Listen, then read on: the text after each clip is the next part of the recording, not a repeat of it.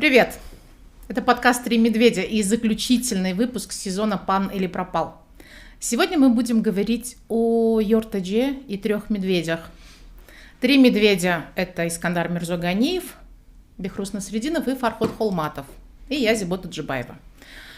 Сегодня мы будем отвечать на вопросы. И у нас в гостях, точнее, это приглашенный ведущий Лилия Гайсина, известный таджикский журналист.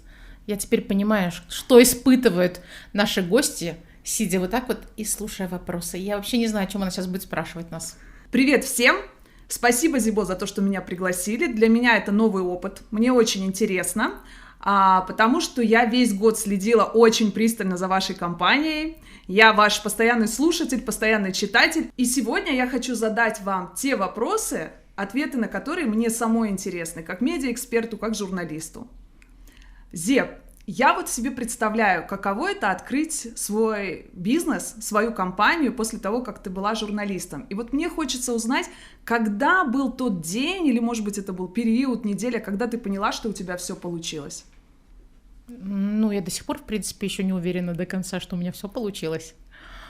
Все, что задумала. Но какая-то часть действительно достигнута. И я думаю, что, наверное, где-то, когда я вернулась с очень большого, длительного больничного, я тогда, наверное, поняла, что да. Потому что люди ждали, люди интересовались, люди спрашивали, когда вышел новый сезон, я поняла, что вот просто вот мы заняли свою нишу, она пришла. Угу. А какой-то вот именно, это был проект какой-то, после которого вот это были подкасты, или это был какой-то, может быть, материал, интервью, что это было? Ничего конкретного, в принципе, просто мы записали, когда закончили, по-моему, первый сезон, и потом начали думать над вторым, и когда люди просто откликались, да, они говорили, что да, супер, мы придем, потому что мы вас слушали. Вот тогда я поняла, что да, мы стали уже узнаваемы, потом пошли новые проекты, люди стали приходить с новыми предложениями, с новыми заказами. И когда мы сняли клип еще новый, да, на песню Мадины Акназарова «Дил Бадил», нас стали узнавать, и просто вот мы поняли, что мы заняли свою нишу не только в плане медиа. Медиа мы еще до конца, наверное, не донесли всю философию Йортадже до наших читателей, потому что некоторые еще путаются, да, что мы вообще себя представляем, почему мы не критикуем, почему мы не говорим, как мы предполагаем, что это правда. Но, тем не менее, мы будем еще доводить и рассказывать о себе чуть больше, наверное, о том, что вообще представляет из себя Йортадже и почему мы нацелены больше на истории и на объяснение. А почему вы не критикуете? А зачем? Что-то изменится, если мы будем критиковать просто? Не знаю, но... Что, можно критиковать же по-разному. Можно, например, критиковать через истории. То есть мы не говорим, что вы плохие, мы просто рассказываем историю человека, который пострадал или, наоборот, добился какого-то успеха. Но через его историю мы показываем нынешнюю ситуацию. Либо через объяснительные, да, карточки, которые мы делаем, мы объясняем, как с этим жить. Понятно же, что там вот не все замечательно. Мы помогаем просто людям подстроиться под сегодняшнюю ситуацию. Объясняем, например, как можно заработать штраф, да, говоря о коронавирусе и неофициальных цифрах. Как сегодня, например, мы говорили о том, что мы просто рассказывали о возможности повторного заражения и написали о том, что в Таджикистане официально не зарегистрировано ни одного случая повторного заражения. Люди начали там возмущаться, как это дезинформация и так далее. Ребята говорят, мы не можем все сказать, потому что есть вот официальная информация, на которую мы должны ссылаться. Но тем не менее, вы должны понимать, что риск есть. И вот мы рассказываем о том, что какой есть риск и для кого. Вот и все. Это совершенно свободная ниша была, поэтому мы решили, что так будет правильнее. Ты очень долгие годы была нанятым менеджером. Ты возглавляла медиагруппу «Азия Плюс». Теперь у тебя свой бизнес. Назови мне отличия от нанятого менеджера от владельца бизнеса. В принципе, у меня... Что изменилось? Изменилось сейчас. Для меня, конечно, комфортнее стало намного, потому что я делаю то, что считаю нужным. и важным, и правильным, на мой взгляд. То есть не советуюсь. Не, я советуюсь, конечно, со своими коллегами, да, в виде там, 3 медведей. Мы обсуждаем все. Но нет человека, который будет просто стоять над тобой сверху и говорить. А я считаю, что так. Или я считаю, что не нужно так быстро действовать. Когда принимается решение, мы принимаем решение очень быстро. То есть у нас такая политика. Во-первых, у нас горизонтальное управление. Если, например, я принесла проект в команду, я за него ответственна, все ребята помогают мне. Если принес проект Бехрус, он ответственный за него, мы все ему помогаем. То есть у нас горизонтальное управление. Мы распределили четко для себя, кто чем конкретно все-таки занимается.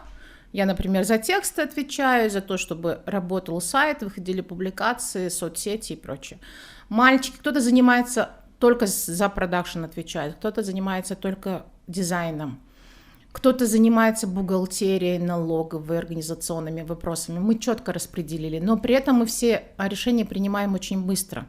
Потому что если мы будем долго раскачиваться и думать, а получится или нет, время уходит. И, возможно, вот я же говорю, как с подкастами, мы придумали просто вот за полдня, потому что ниша была пустая. И мы правильно выбрали нишу. И точно так же в остальных, да, что там, объяснение, пусто, берем, начинаем, получится, это потом мы сделаем замеры попозже. Но самое главное сейчас, вот надо попробовать что-то сделать. То есть в твоем случае быть владельцем бизнеса оказалось намного легче, чем нанятым менеджером? Ну, конечно, во-первых, у меня нету там такого огромного коллектива, за который приходится нести большую ответственность и думать, а чем я завтра им буду выдавать заработную плату. Здесь все намного проще, коллектив маленький, он мобильнее. И, например, если мы захотим поменять офис, мы собрались за 5 минут и просто съехали. То есть мы можем даже разойтись по своим домам, да, и работать из дома, и ничего в принципе не изменится. Потому что мы просто маленькая мобильная компания. Поэтому намного все проще и легче. И вообще мне комфортнее, я сама за себя отвечаю. А ты не боишься, что твоя компания будет вот развиваться? Ну, в любом случае она будет развиваться, твоя компания, и она потом превратится в Азию плюс. Что с этим делать? Я не боюсь, потому что 3 медведя, у нас хорошая команда. Дело в том, что вот правильно распределить работу, уметь отдавать ответственность. Я, например, вообще не думаю, сейчас у меня не болит голова, что там с налогами. Я потому что 100% уверена, что с налогами все в порядке, потому что там есть фарход.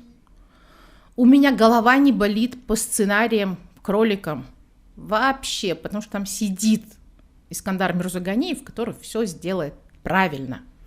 У меня голова не болит, что нужно договориться с каким-то помещением, с операторами, где-то достать оборудование и так далее, потому что там есть Бехрус Насрединов. Ты не лезешь? Я не лезу, совершенно в это не лезу. Уже пришли там, например, с налоговой, там, постучались, посмотрели, я говорю, фарход здесь, и я спокойно взялась там, и дальше занимаюсь своими делами. А бывает такое, что ты недовольна результатом работы своих коллег? Конечно, бывает. Как ты себя сдерживаешь? Как ты себя сдерживаешь? Я не сдерживаю себя. Я не сдерживаю себя, но мы обсуждаем. В любом случае всегда бывает недовольство, мы с чем-то не согласны. Но дело в том, что в любом случае все какие-то глобальные решения в компании, они принимаются у нас сообща. Мы садимся просто и разговариваем. Нас 4, у нас свой кабинет отдельно, и мы постоянно говорим. И никто не принимает решения, в принципе, так, чтобы другие не были в курсе. Ну, единственное, сегодня они меня готовы убить за то, что я им, оказывается, не сказала время записи подкаста. Они пришли такие некрасивые. Ты специально нарядилась, а мы вот такие вот пришли помятые. Вот так вот, такое тоже бывает. Я просто забыла.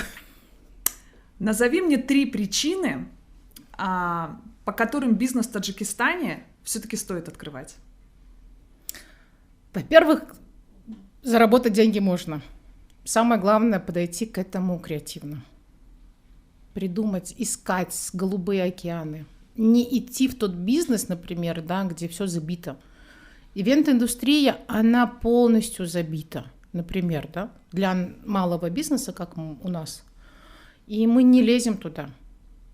Мы делать собираемся то, где вообще никого нет. Например, попробовать себя в ток-шоу. Почему нет? Ток-шоу никто не производит сейчас, особенно для интернета. Ну, супер попробовать. Тем более у нас был первый опыт, когда мы сделали ток-шоу с онлайн-трансляцией, и мы хотим дальше работать в этом направлении. Плюс, в принципе, в любом случае, налоговое законодательство, оно обременительно, но можно как-то с ним дружиться, если все сделать изначально правильно. Тут первая причина. Вторая? Это первая причина была, да? Да. Что деньги же есть в любом случае. Вторая причина, хочется свое все-таки. Это удовлетворить свои просто желания и возможности, и свои навыки. Это, наверное, вторая причина, самоудовлетворение. Дает система развиваться и удовлетворять свои амбиции? Вот пока дает. Желания. Дальше не знаю, посмотрим. Да какой там, есть ли потолок? Вполне возможно, что его нет. Не исключено. Пока мы растем, может быть, там каждый раз планка будет все выше и выше, и нам будет куда расти. Я не хочу говорить о патриотизме. Да, не нравится. Мне кажется, что это настолько искусственное слово, да, что им везде, где ни попадя, суются, но тем не менее, черт возьми, хочется что-то делать для страны. Наверное, это будет третья причина. Хочется для себя, для семьи, для людей, которые вокруг нас. Для них, скорее всего, и нужно делать бизнес. Спасибо. Список дел на 2021 год. В первую очередь, это, конечно же, поехать с детьми на море. Это сугубо личный у меня. Съездить с детьми на море, сделать, в конце концов, в своей квартире ремонт, который я не делала, простите, 13 лет, это капец какой-то. Купить машину, ладно, это, наверное, будет в 2022 году. В конечном итоге, да, сделать свою классную студию, где мы сможем записывать и подкасты, и ток-шоу, и еще какие-то телепроекты. То есть я хочу все-таки, точнее, мы хотим все-таки постепенно выходить на телек. Хоть как-нибудь, хоть на какой, пусть это будет просто пока региональное ТВ, небольшое, там, столичное и так далее. Но пробовать в этом мы хотим, потому что в Таджикистане нет продакшн-студий, которые бы производили контент для ТВ. Вот в чем проблема. В России их море. В Казахстане море, у них нет собственных телеканалов, но они производят либо под заказ, либо по своей собственной инициативе, а потом несут телеканалам на продажу свой контент.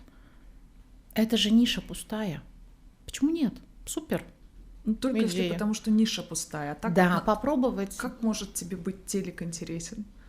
Человеку, который полностью живет в онлайн. Так миллионы людей смотрят телек до сих пор. Почему не создавать качественный контент для них? В России, нормально же. Можно же интересно, под любой телеканал можно сделать интересный контент. Мы с тобой об этом говорили. Даже если он прям такой очень консервативный, но интересно подавать, никто не отменял. Почему бы нет? Попробуем. Получится. Не получится, пойдем сугубо в интернет. Получится, будет супер. Такой мечты такие у нас на 2021 год. Бихрус, такой вопрос я тебе хочу задать. Как сделать так, чтобы быть узнаваемым? Думаю, что для начала надо делать то, что другие не делали. И думаю, что работать, быть везде, где есть возможность, как можно так сказать, хайпа побольше, и быть там. Есть ли внутри вашей компании конкуренция? И если есть, то как она выглядит? Думаю, нет у нас конкуренции внутри компании, потому что первоначально как компания уже Алмат, мы как начали работать, у нас было и есть, и дай бог, чтобы было у нас, мы смотрели только в одно направление, и думаю, что у нас нет конкуренции. Я специально решила задать этот вопрос тебе, а не Зибо. Скажи мне, пожалуйста, как заставить творческий коллектив работать? Для начала составить нужно план. Без нервов тоже никак не получится, потому что творческие люди, они немножко ленивые, они немножко есть люди, которые в своем мире. Это первоначальный план, точно знать, что должно быть, составить все и работать. И самое главное — требовать. Фархот, Назови мне, пожалуйста, 3 ошибки, которые мешают медиа зарабатывать. Ну, первоначально, я думаю, что журналист и рекламщик должны дружить. То есть, если у них возникает дружба, то есть вот этот тандем, да, мы такие тандемы создавали. И сейчас создаем эти тандемы. Почему? Потому что мы всегда журналиста и, скажем, менеджера по продажам иногда ставили вместе, чтобы и как бы журналист мог донести свое видение до клиента и как бы решить вопрос с менеджером. А какие риски у такого тандема? Рисков практически никаких не бывает. Почему? Потому что когда журналист слышит с первых уст, да, то есть от клиента, что он хочет, он здесь может как бы скорректировать клиента, как это может быть сделано лучше. То есть в тех случаях, да, то есть можно сделать хороший и контент, и сделать хорошую рекламу, и нативку, и все остальное. Смотри, вот многие крупные издания, ну, например, «Медуза», когда приезжал сюда, в Таджикистан, Поливанов, вот он рассказывал о том, как в «Медузе» развели коммерческий отдел и отдел журналистов. Они не соприкасаются в редакции. В принципе, на это нужны очень большие ресурсы, и в Таджикистане ни одно издание себе не может это позволить. А вообще вот ты себе представляешь, чтобы вот так работа была построена? Чтобы журналисты существовали отдельно от коммерческой службы? Когда он приезжал, как бы я тоже задавал ему этот вопрос, но как бы услышал очень интересный ответ, что продажей рекламы занимаются не только менеджеры, но также и сами журналисты. Коммерческого отдела. И редактора. Коммерческого отдела. Коммерческого отдела. Да. Да, то есть, соответственно, они знают, о чем писать и как работать с клиентом.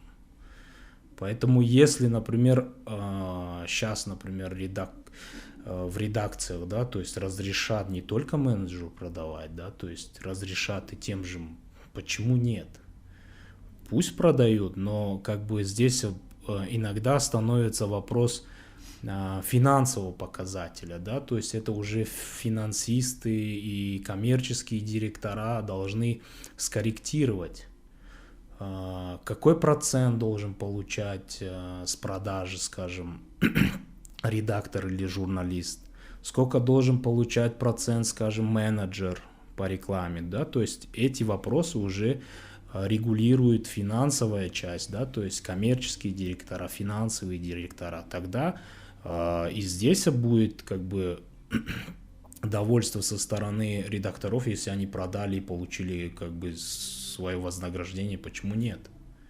То есть и менеджер как бы будет работать в полную силу. Вторую причину, почему медиа не могут заработать. Вторая причина – это то, что отсутствие идей.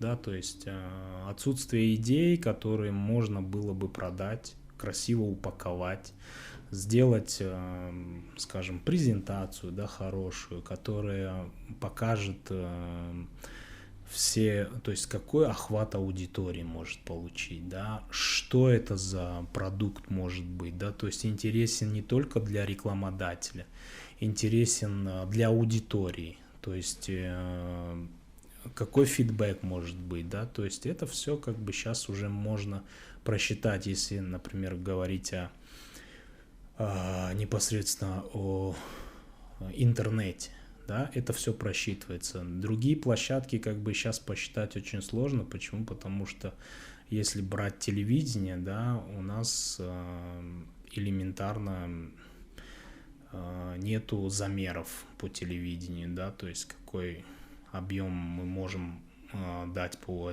аудитории.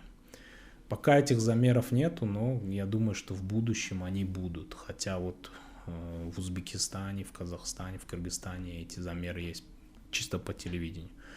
По интернету, да, можно сейчас просчитать охват, сколько может быть кликов, сколько может быть обратной связи и всего остального. И третья причина? Ну, и третья причина – это то, что медиа создают не бизнесмены, а журналисты. И поэтому здесь вот этот как бы баланс сил немножко, ну как сказать, то есть бизнесмен, он думает немного по-другому, да, то есть журналист, ну, ты сама знаешь, как думает, да, соответственно, здесь вот эти как бы нюансы немножко сложноватые. Почему? Потому что здесь, например, бизнесмен больше знает финансовую часть, как работают деньги, бухгалтерию, то есть какие-то решения вопросов, там, скажем, бюрократического характера, да, то есть со всем, что сталкивается. Но когда журналист сталкивается с этим, да, начинается там мат, перемат и все остальное, то есть с этим сложно как бы контролировать. Да, то есть решение вопроса уже поднимается такой более на скандальных каких-то вопросах. Хотя для нас, да, для финансистов, коммерсантов, эти вопросы, решения, то есть не очень сложны. В принципе, с любым можно договориться, с любым можно обговорить, подружиться и все остальное. Поэтому я думаю, что третья причина, она вот такая. Скажи, пожалуйста, какой проект в вашей компании за этот год был самый коммерчески успешный для тебя?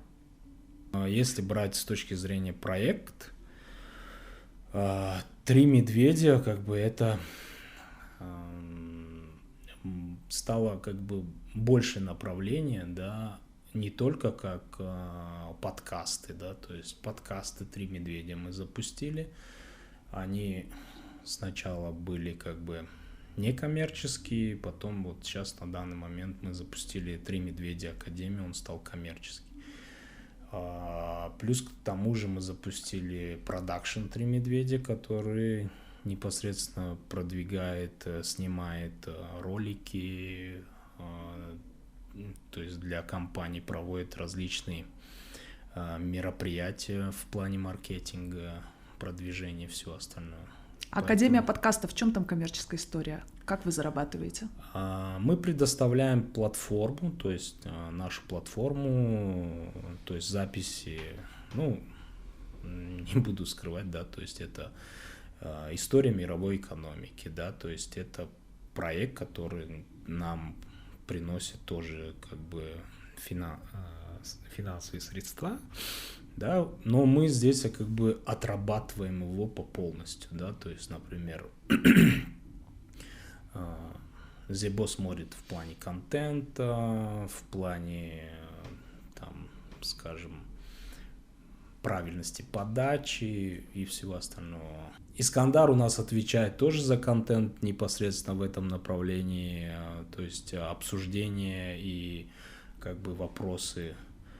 Мы отвечаем в основном за техническую часть, и плюс к тому же мы сами также участвуем, то есть меняемся как бы как ведущие, приглашаются эксперты, с ними работаем именно по экономическим вопросам, да, ну и плюс к тому же это еще нас и обучает чему-то. Почему? Потому что когда есть какая-то тематика, да, она иногда бывает сложной, которую мы не знаем, но мы ее изучаем.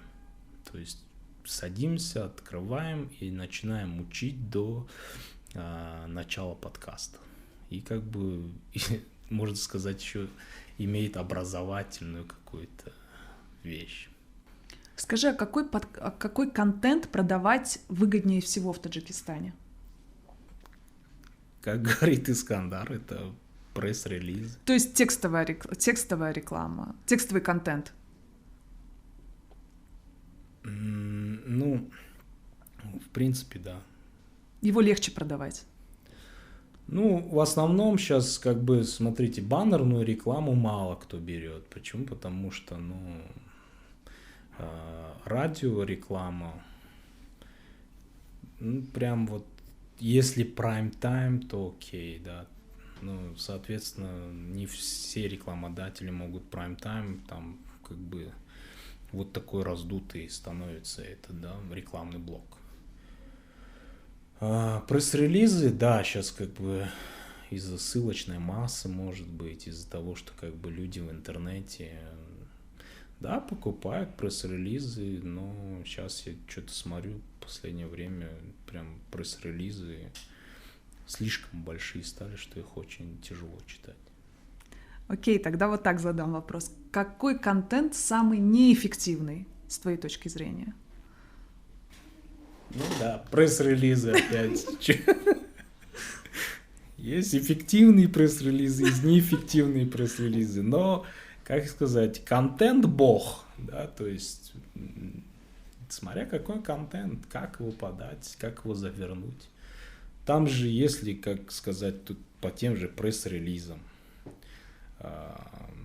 они же тоже как бы делятся на разные, смотря какая подача, да, если это карточки, если это, скажем, там нативка, если это джинса, если там как бы захотел как бы этот журналист поработать над ним, чтобы он как бы захотел его продвинуть, там, расширить его, да, то, соответственно, ну, как бы он набирает. Если журналист просто взял, написал тяп-ляп, скинул все высокопарные какие-то слова, ты уже как бы не будешь это читать, и оно тебя не зацепит. Ты просто крутишь ленту вверх, и все. Все, спасибо. Друзья, с Новым годом!